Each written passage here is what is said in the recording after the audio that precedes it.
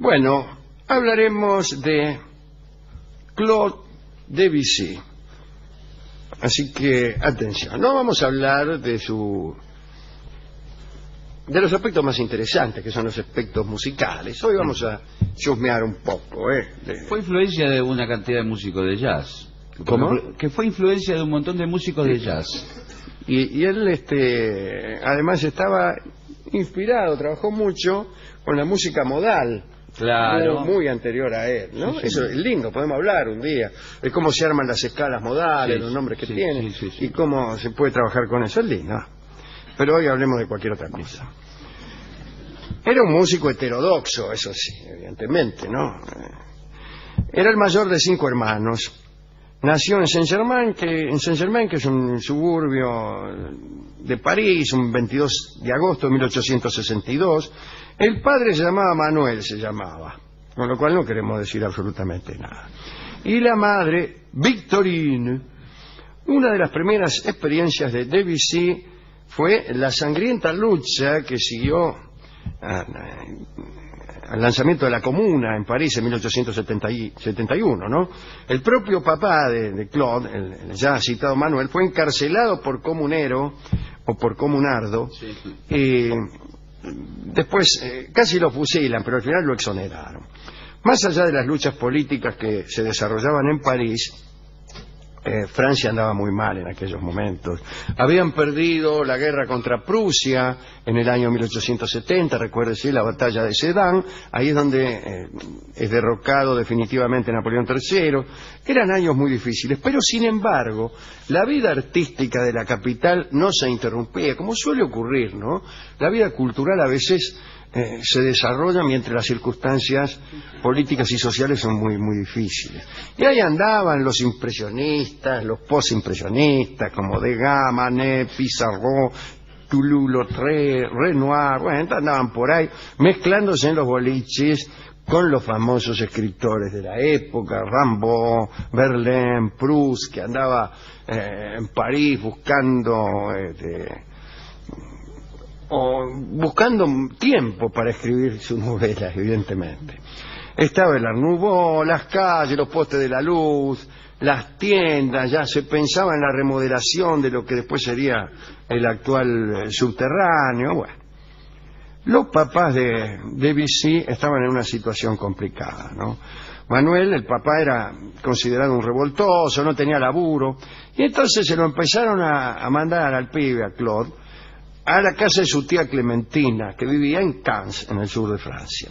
Ella lo educó, hizo que recibiese algunas lecciones de piano, y eran tantas las aptitudes del chico con la música, que al poco tiempo la tía convenció al viejo de que este chico debía ser educado musicalmente, porque tenía mucho talento. Mandó una carta que dice, mirá, dice, el pibe enseguida vos le chiflás cualquier cosa y la saca. Entonces el padre pensó que se iba a llenar de guita con el pibe y lo mandó al Conservatorio de París. Debussy tenía 10 años y allí en el conservatorio permaneció 12 años. No permaneció 12 años en el conservatorio, porque podría pensarse que era como una especie de encierro. Bueno, sí. ¿Cómo era Claude? Era morocho era Gardel. Tenía mucha frente. Ay, mucha frente. Esa gente que era pelado, viene, si fuera al cine, empieza en una toma desde arriba y el ojo no aparece nunca. Ay, pero como Frankenstein. Algo así, como Frankenstein. Qué feo. Era flaco, alto, ojos negros, solía llevar bigote, tenía dedos largos, como todos los pianistas. Uno de sus profesores fue César Franck. Y entre sus compañeros de estudio estaba un amigo de este programa, Eric Satie, que se convirtió en el amigo de Debussy por toda la vida. Ya hemos hablado de Satie, ¿no? En este programa. Uno tiene la tentación de contar infinidad de anécdotas.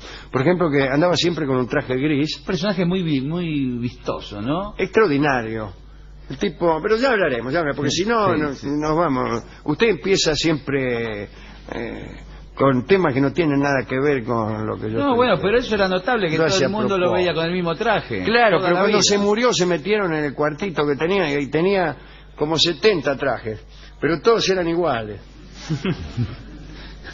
Extraordinario. Bueno, lo habían llevado preso a Satie, digo yo, para terminar de una vez, por enviar postales con insultos a un crítico. Un crítico, no sé, que dijo que no le gustaba la música de Satie, el tipo le mandaba postales diciendo... A mí no me gusta su usted. Sí, a mí tal cosa, ¿no?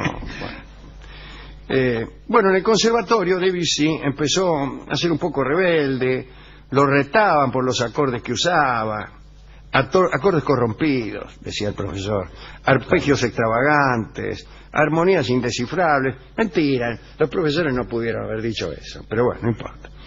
Conviene creer que sí.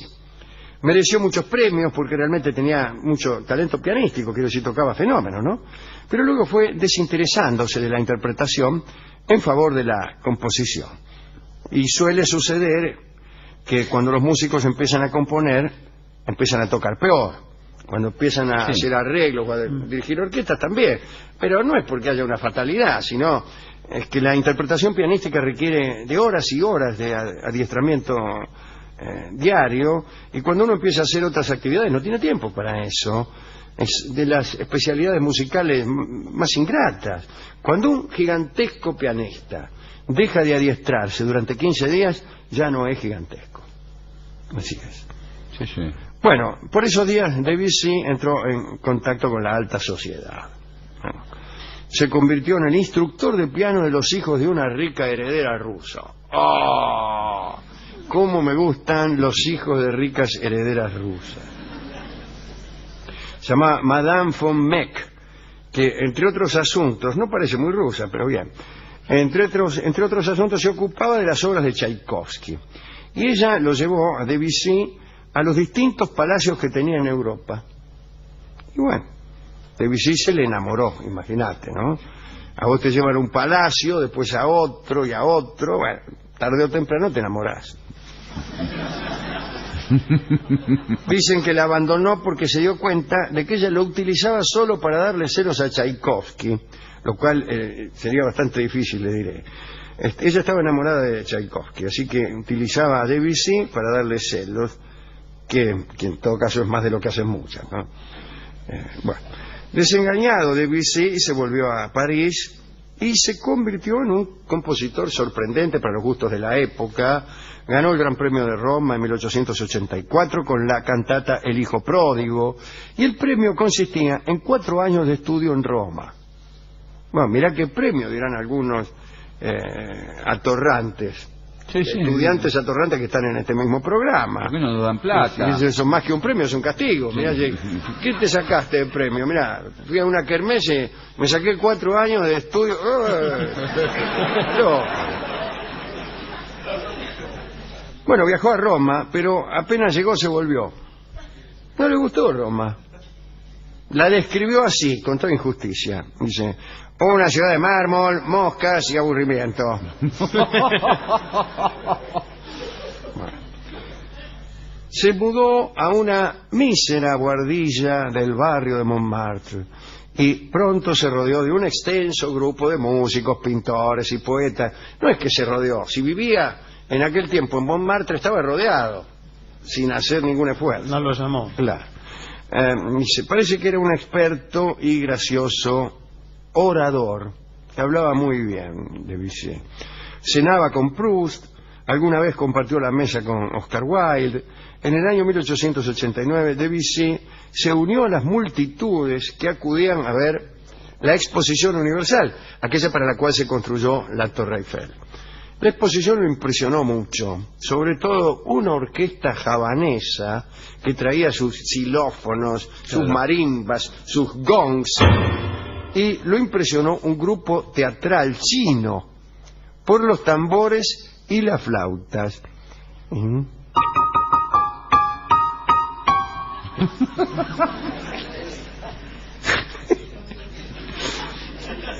Dicen que esa experiencia influyó más en Debussy que todos sus años de conservatorio, me imagino, sí, sí.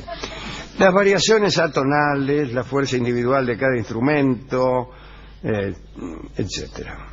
Bueno. Le gustaban los músicos asiáticos, vamos a decirlo así. Y dijo de ellos: su conservatorio es el eterno ritmo del mar, el viento entre las hojas y los miles de sonidos de la naturaleza. Lamento no estar de acuerdo con semejante conservatorio, pero eso lo dijo Debussy, que sabía muchísimo más que yo de todo esto. Bueno, agitada vida amorosa del tipo. Tenía cientos de amantes, atención. Una de ellas, Gabrielle Dupont, se quiso suicidar, pero después se arrepintió y lo corrió a Debussy con un pistolón por la Rue Royale.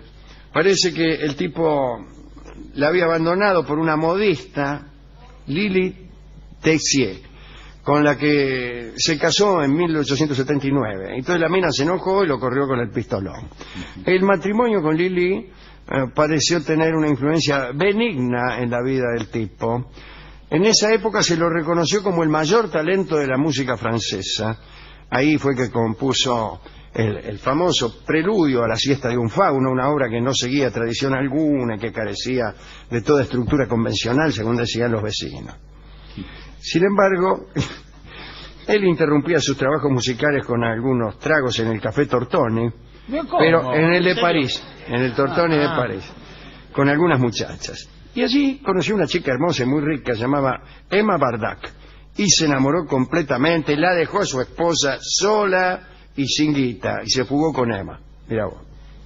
Otra vez, una persecución a mano armada, ya que un día la mina lo encontró con otra mina que no era ni ella ni Emma, sino una tercera.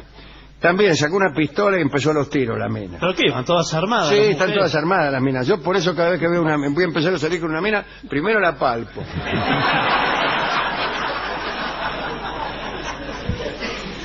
Le nacieron algunos hijos ilegítimos que dañaron su reputación, empezó a ser reprobado por sus amigos. Bueno, ¿qué clase de amigos serían estos que le reprobaban una cierta generosidad amorosa? Bueno. Finalmente, en el año 1908 se casó con la rica, con Emma Bardac. Pero ya no era tan rica, porque justo el tío, que era el que tenía la guita, la desheredó, la desheredó. Es mucho mejor, ¿no? Pero aquí está mal escrito.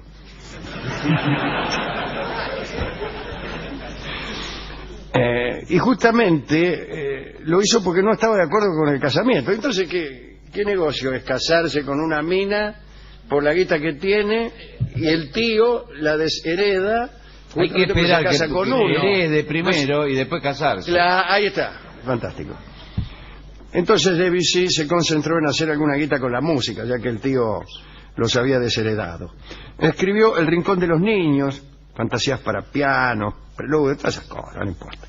Le gustaba el circo a Debussy. Iba siempre y un día, parece que en medio de la función, un payaso se le acercó y dijo: saludo a nuestro gran artista.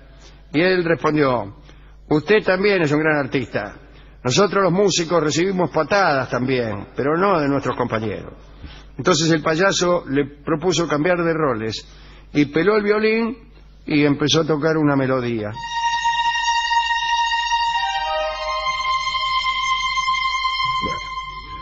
Y entonces tocó bastante bien el payaso. Debussy se levantó, saltó a la arena y se puso a hacer malabarismos y expresiones grotescas de payaso, pero con tanto oficio que el público lo ovacionó de pie. Y entonces le empezaron a pedir al dueño del circo que lo contrate. Que lo contratara, sí. Me encantó esto, extraordinario. Bueno, por los primeros años del siglo XX había llegado a París el poeta italiano Gabriel D'Annunzio, personaje que luego se uniría a Mussolini, pero no importa, él era el mentor de los poetas futuristas. D'Annunzio y la bailarina rusa Ida Rubinstein le pidieron a Debussy que escribiera la música para el montaje escénico de San Sebastián, la iglesia, ¿no? Y la iglesia los condenó por blasfemos, y a la obra no fue nadie. Fracaso total. Finalmente aparece un amigo de este programa, el empresario ruso Sergei Diaghilev, el amigo de mucha gente, pero de Nijinsky, ¿no?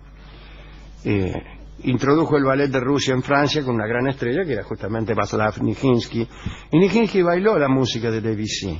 A través de él, Claude se hizo amigo de Stravinsky. Parece que un día, en 1913, ambos, Debussy y Stravinsky, tocaron un arreglo para piano a 4 manos, 2 cada uno. Parece que ese arreglo era justamente la consagración de la primavera, aquella controvertida partitura de Stravinsky. Instrucciones de Stravinsky para ejecutar la obra. Lo primero que debo decir es que esta partitura no debe interpretarse. Lo segundo es que debe entenderse esto que dije antes como dicho con soberbia. Ese era Stravinsky. Stravinsky no es Stravinsky. Algunos cantantes de tango cantan el tango cambalache y mezclado con Stravinsky. No es Stravinsky el de cambalache. El de cambalache es Stravinsky, que no era músico ruso, sino estafador. Era un estafador famoso. Pero algunos cantantes de tango mezclado con Stravinsky o algo, un chiste. Imaginar. Se le agrega más caos a Claro, le agrega mucho más caos. Sí. Yo creo que es mucho mejor Stravinsky. Yo creí que era Stravinsky, debo confesar. Bueno, vino la guerra, le llegó la desgracia, Debussy le diagnosticaron cáncer en el estómago, hizo un tratamiento, vivió 4 años más, se murió. Murió en París justo cuando estaba por terminar la guerra.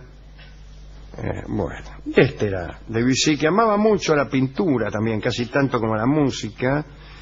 Y bueno, él creía o explicaba que también él había llevado el color a la música, pero a mí me gusta poco esto de explicar la música con metáforas, ¿no? Así que no me gusta. Y